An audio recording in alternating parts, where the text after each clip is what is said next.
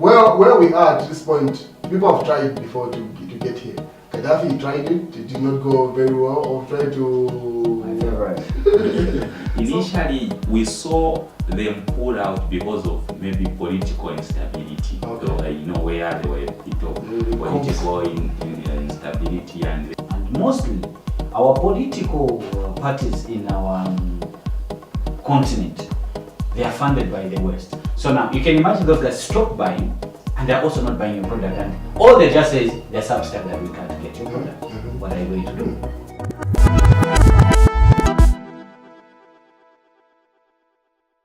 Hello world, from whichever time zone you're catching us from, welcome to Kutika, the podcast. This is Owen, Mulanga, MD90. We're back, the three gentlemen that always have that interesting conversation that you always want to be updated on.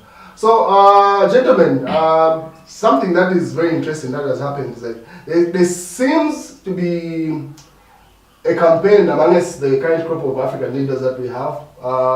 Since Africa is known to be a producer of a lot of raw material across board, be it food-wise, mineral resource and stuff. But our leaders seem to be heading in the direction of us to trying to create finished products from raw material, then export finished products, and like you export the raw material, then buy an expensive more finished product from that raw material.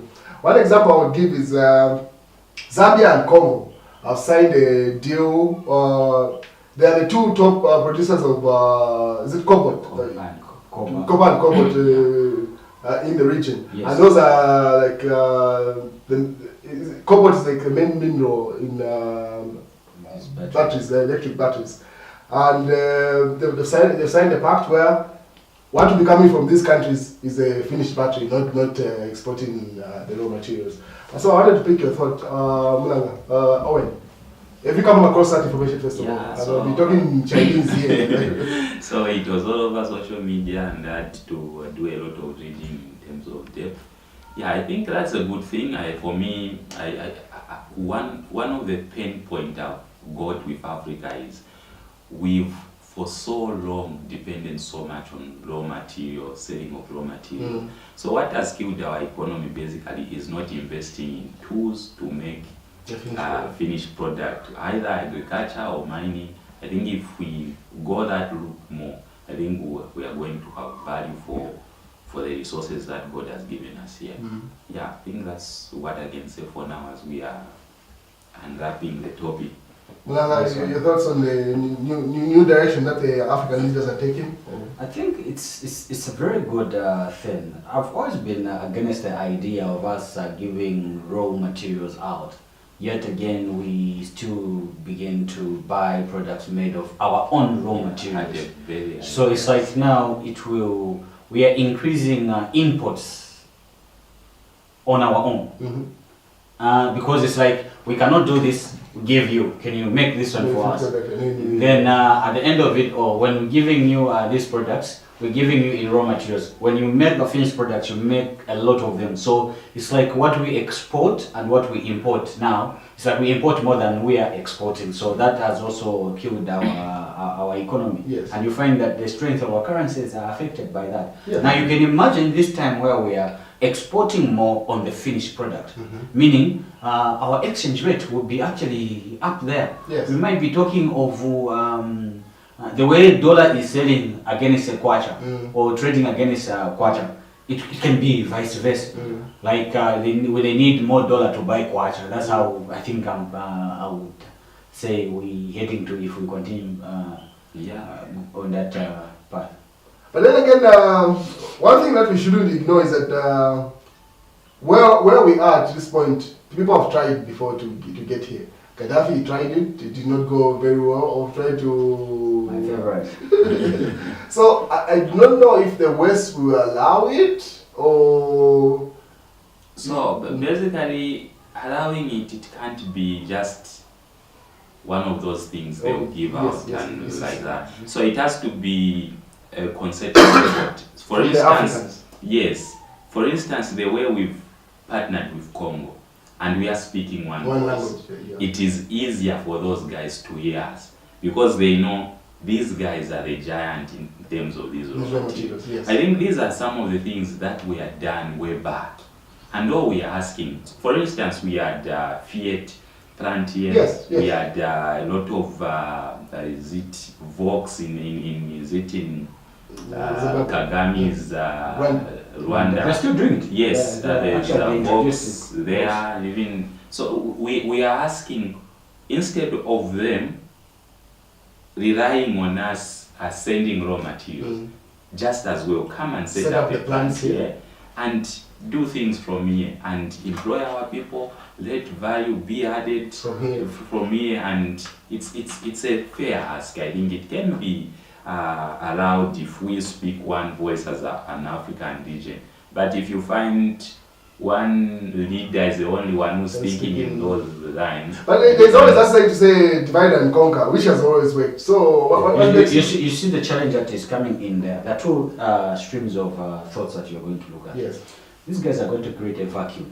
Yeah. They know you guys don't have, you need money. Yes. And if you don't export, because what we export in raw materials, we get some good monies out of that. But in this country, copper is one of those. It is our primary source of income. Yes. Yes. So now you can imagine those guys stop buying, and they're also not buying your product, and all they just say is they're substandard, we can't get your product. What are you going to do? So now that becomes a problem, because these guys have been buying copper for many years and they've got stores. You know, so what they will do is whatever they need out of copper, they begin to get from their reserves. And those reserves, where did they come from? They came from us. So they create a vacuum so that you are now pinned. You have no choice. You have no choice. But like, I know, guys, listen. We can still sell you what you've always been selling you. Now then we go back to that. So now, before you implement that, you need to think through. And this is the reason why, in as much as we do not want to go, but the only major way to go, for us not to feel the impact of that vacuum that might be created, is to find another major source of income in this country.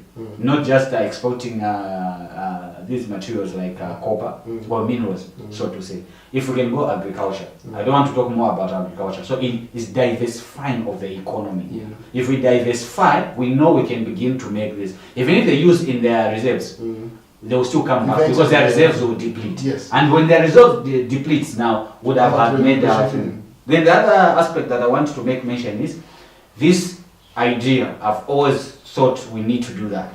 It's a very brilliant one. One, it's done by not only one nation, it's been agreed by a number of nations. Two, it will force these guys to come and set up industries here. Because now, what industries will do, they'll come, we do not have the expertise, we do not have the equipment, you know. So those guys, it's that part where you told them, say, look, we want to be making a batteries, but we don't want to be giving you this. You set up your industry, set up your factories, then we begin to export. Tell them, what you are making, what you're making there, you can make it from here and sell it to your own people. But in the process of selling, it will strengthen our economy. So for me, I want to add to this idea. So I think even the issue of fighting with the West and all that, I think for me it's not even there. So I think the issue has been, initially there were a lot of plans that were set just near where the raw materials are and all that, and usually that makes a lot of business sense. You've seen in terms of Apple, they will go and set up in China where there are a lot of human resource and a lot of other resources they are looking at. So that is what we are asking, and it's making a lot of business sense.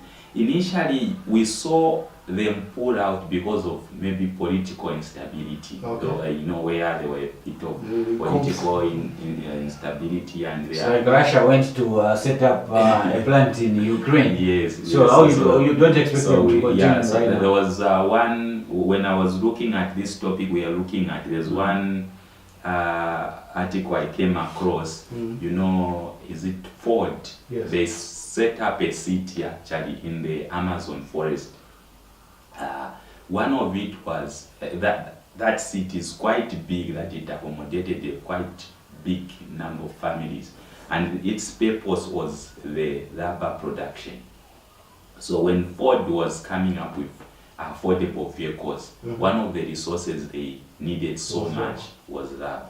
So to have it cheaper and faster, they had to go in the Amazon and set up the Ford City. It's a vast city, and it empowered a lot of people. Up to now, a lot of skills has been left with the locals there, and although they pulled out, and it's a ghost city now because of diseases, as well as issues to do with communication, internet, and all that, and also riots. There were a bit of riots here and there because of political instability. I think that's the reason why they put out.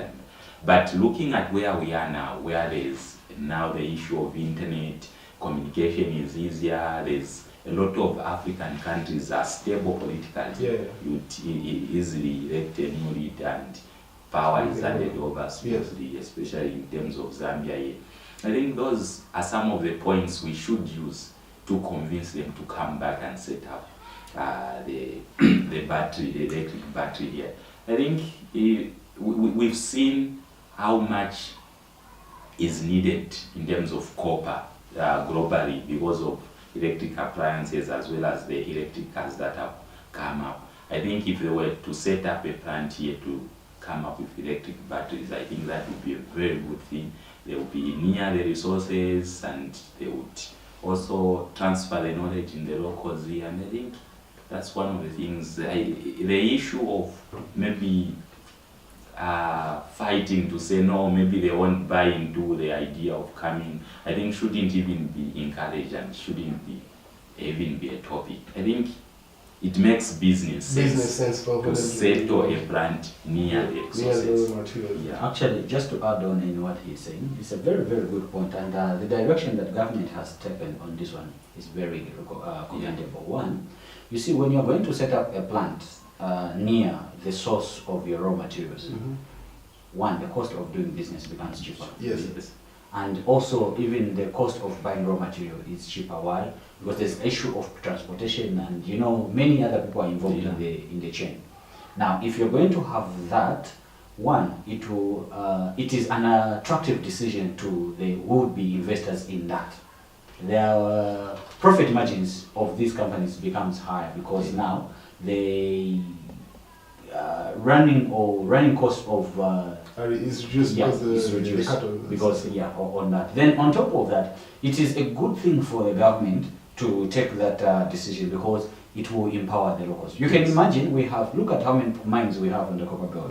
We have maybe 3 or 4 companies that are making batteries. And not only that, when one company comes for making batteries, another company will come. Yes. That would say, okay, want to be making cables. Yes. Okay? So that will come in. Another company might come also wanting to be making electrical appliances because they know now to say, okay, we have an expanded economy that is able to buy our product now in Zambia. So that decision is a very good decision that is going to see the locals actually benefiting a lot. And it will cushion also the levels of unemployment among the youths. Okay, because in these industries, mostly you'll find they need energetic people that are still young, and people that are able to run around. Then the third part is it will also enhance our education levels. We are likely to see more of universities or tertiary institutions that are going to go more into tech now. It means now we are going also to import and actually bring more technology from other countries. Not only to do with the hands-on job, but it also comes in with maybe the communication kind of tech that we're talking about here. So there's so many aspects, and it's able to open up a lot. So overall, what I'm getting is that we are for the idea of African leaders advocating for not exporting raw materials, but bringing back exporting finished products as opposed to raw materials. And the other idea that we need to push so much is the unity of Africa. I think if we are divided, it defeats the purpose. So for instance, if you combine Zambia and Congo together in terms of production of cobalt and copper, we become the largest in Africa.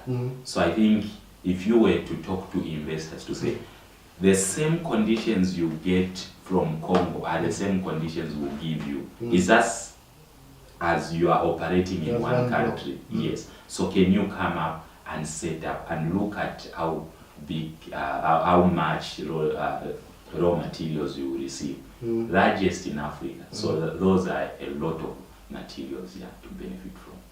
Yeah. So I think that's my take on that. Yeah. I want also to add on what he is saying. Look at this from this angle also. There's someone who said if Africa was to close itself up, Africa is able to survive.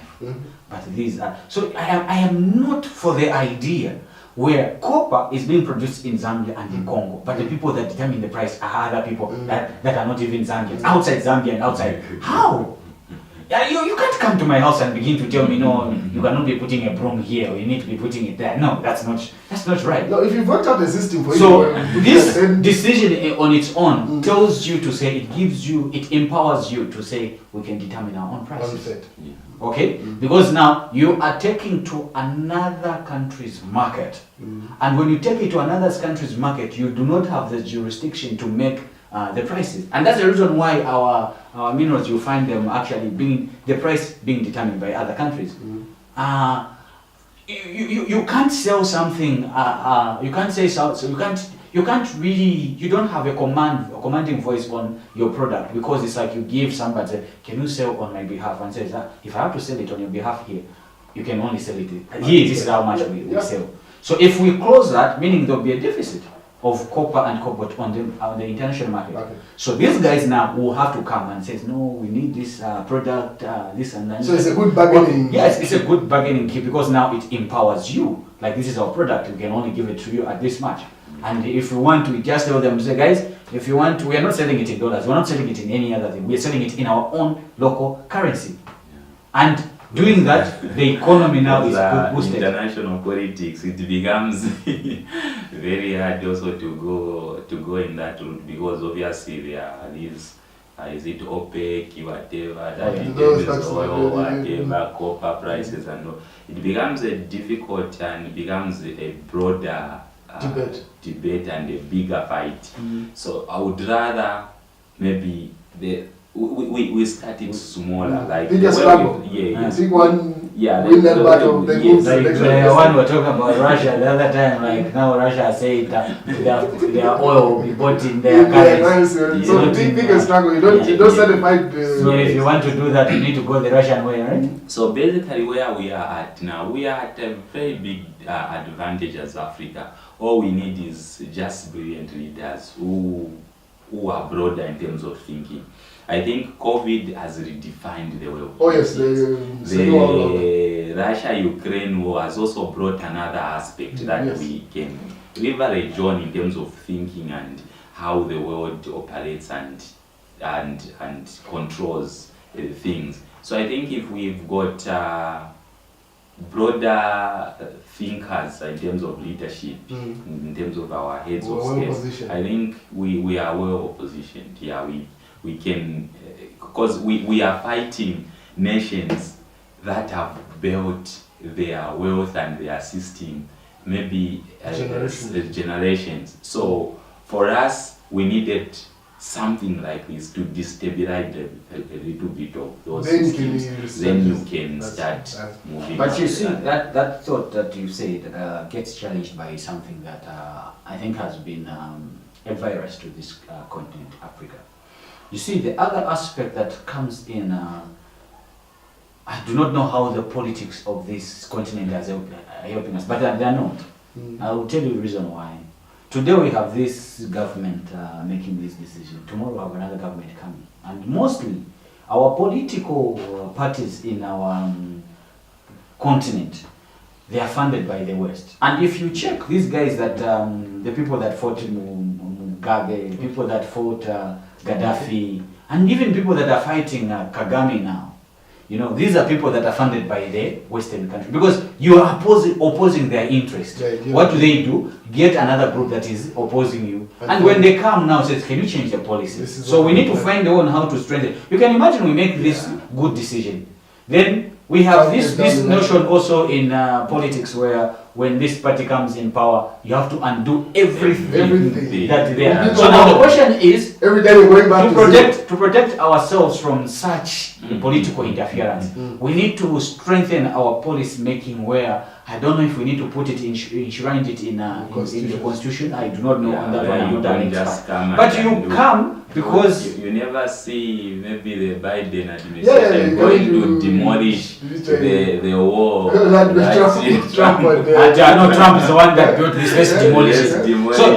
that has been the demon of our own here in this continent, because we have to undo everything. Okay. Then you look at it from the previous government has worked, did whatever they could. Let's build on that. What they did not do, let's correct it. But what these are doing, it's a progressive thing. It's a progressive thing. It's a progressive thing. It's like an inheritance, especially for the families that have managed it very well. Especially, let me say, the Asian community. You find to say your father did what he did, where he left, you improve it from there. We were talking about other big companies like Coca-Cola, and they've been in business for a long time, generations after generations, because they don't say, no, my father didn't do this, let's just abolish everything. Start from zero. This company wouldn't be here. Yeah, so still in the sense, and I just wanted to add a thought in terms of the copper and the cobalt. I think we are in a generation where we can benefit from the raw material in terms of copper and cobalt.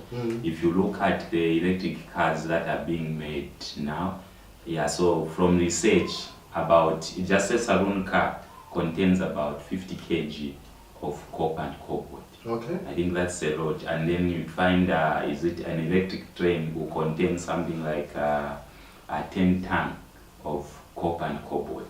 So I think we are... so we should start making our own electrical trains here. And start even exporting, So we are seated at a position where we can really make use of the commodity and get value for our raw materials. I think if our leaders are thinking in this way, and the policies that they have put in place and the MOUs that they have signed, if they really work and implement them nicely, I think we are in for a good idea. Well, ladies and gentlemen, we wanted to update you on that. That's a conversation that we found very intriguing. And it's nice to see that our generation is very involved in noticing each policy that takes place in our raw materials. We're not passive. Like, we're very active by giving our points of views, because in as much as we say our leaders are making these decisions, it's the pressure that is coming from this generation. Africa is a very youthful continent. So you find that because of the youths are advocating for certain changes, now you can see the fruits of that. We'll catch you in our next episode.